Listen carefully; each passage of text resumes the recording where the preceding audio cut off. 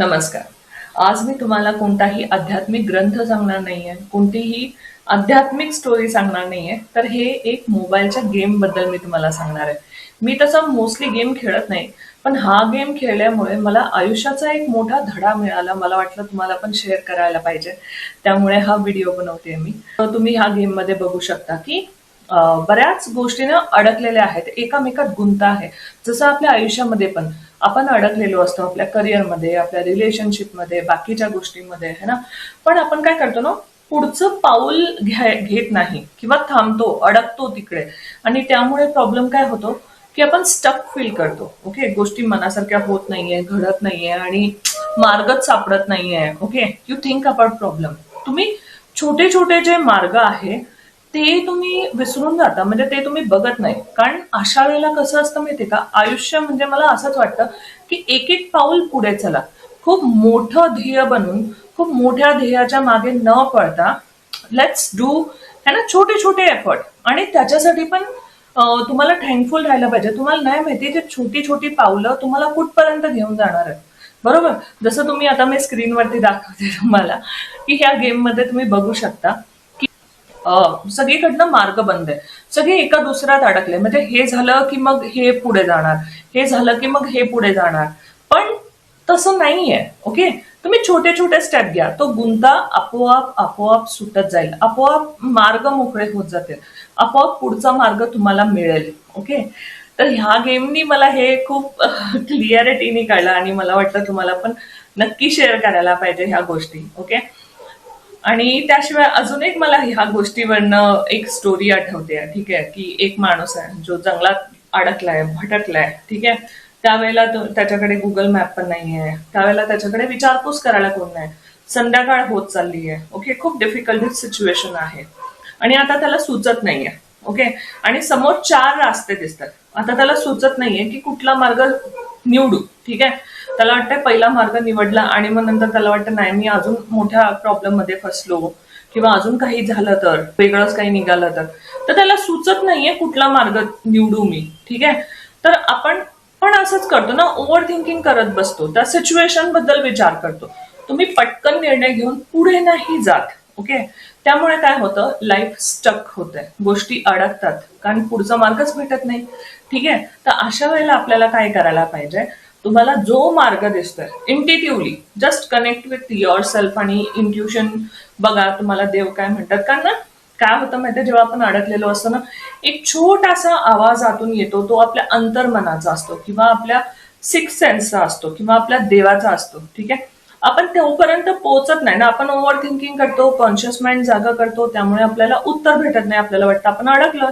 ठीक आहे, तर असंच तुम्हाला जो मार्ग दिसतोय, जो इंट्युटिव्हली वाटतोय तुम्हाला, हा यार चला ठीक आहे, एक पाऊल थोडं तरी पुढे जाऊ ना, इथे उभं राहण्यापेक्षा थोडं पुढे गेलेलं बरं. ठीक आहे, माझ्याकडे खूप लोक पण येतात की मॅम आम्ही जॉब शोधतोय, आमच्याकडे जॉब नाहीये. ठीक आहे, तर मग त्यांच्या एक्सपेक्टेशन समथिंग समथिंग आहे. ठीक आहे, पण आता सिच्युएशन तशी नाहीये, ग्रहदशा तशी नाहीये, लोक अंडरस्टँड करायला रेडीच नसतात. नाही, मला हा जॉब ऑपॉर्च्युनिटी आली पण ते मला कमी देतात म्हणून मी जॉईन करत नाही. अरे बाबा, पण आता सध्या बसण्यापेक्षा है ना, ते घेणं इम्पॉर्टंट आहे ना. ओके, थांबणं इज नॉट सोल्युशन. ठीक आहे, थांबून तुम्ही फक्त वेळ वाया घालवताय. ग्रहदशा नेहमी बदलत असतात, गोष्टी नेहमी चेंज होत असतात. आपल्याला नाही माहिती, आता ग्रहदशा आपल्याला मे बी तुमचा आता ग्रोथ आणि प्रमोशनचा पिरियड नाहीच आहे. ठीक आहे, आणि तुम्ही प्रमोशनच्या मागे पळताय. ओके, आता मे बी तुम्ही दुसरं लर्निंग करत आहात, ग्रह दुसरं काहीतरी तुम्हाला शिकवण्यासाठी आलेला आहे.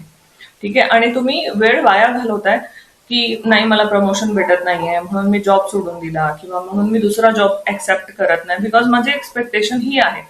हे करायला पाहिजे, म्हणजे जो येतोय ना सिच्युएशन समोर, जे मार्ग भेटताय ना, accept it and go ahead. Okay, मी तुम्हाला 100% सांगते, आजपासून तुम्ही मागे पण वळून बघितलं ना, कुठल्याही गोष्टी घडल्या असतील ना, त्याच्या मागे काही ना काही रिझन असतं. ओके, तो गुंता सोडवण्याचा पहिला पाऊल असतं. ते पाऊल तुम्ही जसं जसं चालताल तसं तसं तो गुंता सुटताना तुम्हाला दिसेल, नवीन काहीतरी शिकायला भेटेल, नवीन काहीतरी एक्सपिरियन्स भेटेल, जो तुम्हाला दुसऱ्या जॉबमध्ये अजून जास्त महत्वाचा असेल. समजतंय का? त्यामुळे असं न करता, म्हणजे स्टक न राहता, गोष्टी अशा होल्डवरती न टाकता, जस्ट ऍक्सेप्ट इट. जे भेटतंय त्या गोष्टी हळूहळू हळूहळू एक एक एक एक एक एक गोष्ट सुटत जाईल ना, तसं तसं तुम्हाला दिसेल की गुंता सुटलेला आहे. ओके, मार्ग मोकळा झालेला आहे आणि सिच्युएशन बदललेली आहे. सिच्युएशन बदलण्यासाठी किंवा तो ऍटमॉस्फिअर चेंज होण्यासाठी तुम्हाला त्याच्यातून निघावं लागेल, बाहेर पडावं लागेल, चालावं लागेल. ठीक आहे. त्या माणसाच्या स्टोरीवरनं आणि ह्या गेमवरनं पण आपल्याला हेच कळतं की उभं राहून काही नाही ना, वाट बघण्यात काय अर्थ आहे. एक पाऊल तुम्ही चालणार नाही. हे बघा, लोक म्हणतात मग ना, देव हेल्प करत नाही, देव मार्ग दाखवत नाही. देव मार्ग दाखवतोय तुम्हाला, तुम्ही चालायलाच रेडी नाही आहात, तुम्ही सुरुवातच करायला नाहीये रेडी. ठीक आहे, बघा ना काय आहे. मे बी काही लर्निंग असेल, मे बी काय एक्सपिरियन्स असेल, चांगलं असेल वाईट असेल. चांगलंच असतं एक्सपिरियन्स आणि किंवा लर्निंग असतं, वाईट काहीच नसतं इकडे. ठीक आहे. तर खूप जास्त लाईफला सिरियसली न घेता ना, take it like a challenge. Okay, की ठीक आहे ना यार, बघूया, जाऊन बघूया काय होत आहे. ठीक आहे, करायला काय हरकत आहे. 2 महिने बघूया, 3 महिने बघूया, 6 महिने बघूया, नाही जमलं तर सोडून देऊया. ठीक आहे, त्या सिच्युएशन मधून, त्या ऍटमॉस्फिअर मधून तुम्ही बाहेर निघालेले असता. कळतंय का? त्यामुळे तुम्हाला चालत राहणं खूप इम्पॉर्टंट आहे. जो मार्ग भेटतोय तो, कारण लोक माझ्याकडे येतात ते स्टकच असतात मोस्टली, की नाही सुचत आहे, नाही कळत आहे, मार्ग दिसत नाही, समजत नाही काय करायला पाहिजे. तर तुम्हाला फक्त एक पाऊल चालायचं म्हणजे ना देरी आहे. ओके, देव म्हणतो मी ना तुला साथ द्यायला आहे इकडे. ओके, तू हात तर पकड, तू म्हणजे उभा तर राहा. ठीक आहे, तुम्ही बसलेले आहात, तुम्हाला वाटतंय मला तिथपर्यंत पोहोचायचं आणि मी पोहोचत नाहीये. बसून कसं पोहोचणार सांगा. सुरुवात तर एक एक करूनच करावी लागेल ना. आणि मे बी आता तो वेळ त्याच्यासाठी नसेल, पर्टिक्युलर गोष्टीसाठी पर्टिक्युलर वेळ ठरलेला असतो. ओके, जर तो वेळ नाही आपण सांभाळला, वेळेशिवाय कोणाला काही मिळत नाही, तुम्हाला माहितीये. ठीक आहे, वेळ आल्याशिवाय कुठलीही गोष्ट तुम्हाला भेटणार नाहीये. अंडरस्टँड? त्यामुळे चांगल्या वेळेचा वाट बघा. ती सिच्युएशन आली, तो वेळ आला की आपोआप त्या गोष्टी घडत जातील. म्हणजे किती लोकांचं असं पण उदाहरण बघितलंय, त्यांना घर घ्यायचं तर खूप वर्षापासून ते प्रयत्न करत होते, होत नव्हतं. वेन ते गिव्ह अप, यार नाही होते, सोडा यार, बघूया.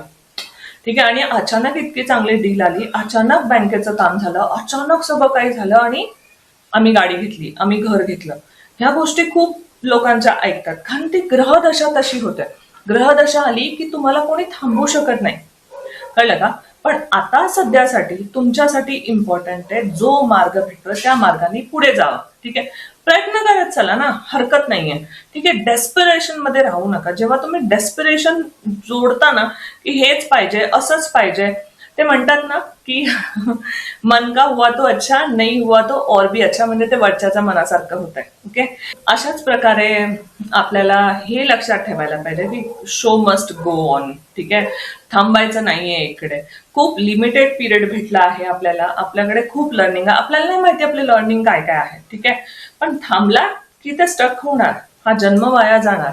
ओके, तर डेफिनेटली तुम्हाला ना प्रयत्न करून पुढे जायला पाहिजे. ओके, स्टक न होता, गोष्टी न अडकवता. ठीक आहे, की ओके आय ऍक्सेप्टेड, ह्या गोष्टी आहेत आणि माझ्या चांगल्यासाठीच होत आहेत. आता सध्या एक पाऊल पुढे जाणं हेच माझ्यासाठी महत्वाचं आहे. मे बी, बरोबर, त्यांनी विचार करून ठेवलाय, तो माझ्यावर चुकीचं करणार नाही. जर हा पण विश्वास ठेवला, म्हणजे नेगेटिव्हिटी माइंडमध्ये न ठेवता, है ना, तुम्ही त्या चॅलेंजला ऍक्सेप्ट केलं आणि त्या हिशोबाने तुम्ही पुढे गेला, तर डेफिनेटली तुम्हाला मार्ग भेटेल. आणि आयुष्य इतकं सुंदर आहे ना, ह्याला चॅलेंज सारखं घ्या, ह्याला नदी सारखं घ्या, ह्याला ना वाहत राहा. ओके, अडकू नका, थांबू नका. मार्ग भेटत नाही, समजत नाही, हा निघाला ना, म्हणजे गेम मध्ये पण काय होतं म्हणजे असं वाटतं, हा निघाला ना की सगळं गुंता सुटणार आहे, सगळं व्यवस्थित होणार आहे. पण तो अशा गोष्टीत अडकलेला असतो, त्याच्या बरोबर साईडला दुसऱ्या गोष्टी आहेत, ह्या साईडला दुसऱ्या गोष्टी, वर दुसऱ्या गोष्टी, आपण पण असाच सिच्युएशन मध्ये अडकलेलो असतो. आपल्याला वाटतं हे झालं ना, हा अभ्यास पूर्ण झाला ना की मग मला हे होणार आहे, मग मला ते होणार आहे. अरे बाबा, अभ्यास पूर्ण करण्यापेक्षा आता काय करायचंय, ठीक आहे, ते तर करायचंच आहे, ते नंतरची गोष्ट. त्याशिवाय त्याच्या बरोबर अजून मी काय करू शकतो, त्या गोष्टीकडे लक्ष द्यायला पाहिजे. माझ्याकडे खूप कन्सल्टेशन येतात आणि मग हे गेम बघितल्यानंतर ना मला वाटलं, यार जिंकणार आहात तुम्ही, यार तुम्ही सुरुवात तर करा. असं एक एक एक एक एक एक स्टेप घेऊन गेला तर विनरच आहे तुम्ही. Okay, with 3 star. पण ते लोकांना तसं समजवायला थोडंसं डिफिकल्ट होतं. मला वाटलं व्हिडिओ बनवून सांगावं, तुम्हाला तुमच्यापर्यंत पण माहिती पोहोचेल. मला जे पटकन रिअलाइज झालं, मला जे जाणवलं, मे बी तुम्हाला पण जाणवेल. कारण आयुष्यामध्ये असाच आपण अडकतो है ना, तुम्ही, मी, आपण सगळे. ओके, पण तसं खूप मोठ्या गोष्टी विचार न करता छोटे